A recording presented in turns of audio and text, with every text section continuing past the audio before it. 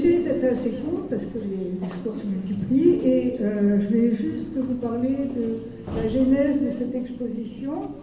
Cette idée d'exposition s'imposait à moi en hommage à mon fils, Thomas, décédé, qui accueillait à Toulouse des migrants, des exilés du fait de leur orientation sexuelle, donc des trans, des homosexuels. Et aussi ma découverte de toutes les associations locales qui maillent le territoire français, qui viennent en aide aux migrants, qui font un travail remarquable et n'ont pas de visibilité, pas de possibilité d'envoyer des demandes de dons. C'est la 4e édition de cette exposition, Exil, que j'ai souhaité itinérante en fonction des associations locales qui en font la demande. Elle m'a permis de faire des dons à Utopia 56, au Camo de Ouistreham, aide aux migrants expulsés de Calais, notamment les mineurs qui sont réfugiés dans la forêt, au comité de soutien de Raisin, d'Afghan, qui est parti de chez lui et dont l'exil a duré pendant 7 ans et dont l'histoire est racontée dans un livre écrit par Martine de Biès, écrivaine. Et pourquoi l'Ariège?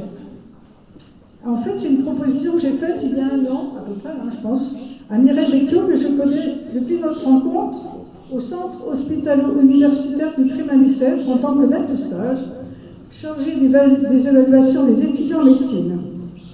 Elle avait appliqué une méthode inspirée du modèle canadien. Il s'agissait d'évaluer le savoir, non seulement le savoir-faire, mais aussi le savoir-être des étudiants en médecine. Mireille, à l'origine de l'organisation de ce projet, a fait preuve d'un grand professionnalisme, d'une totale bienveillance. C'est une militante au grand cœur.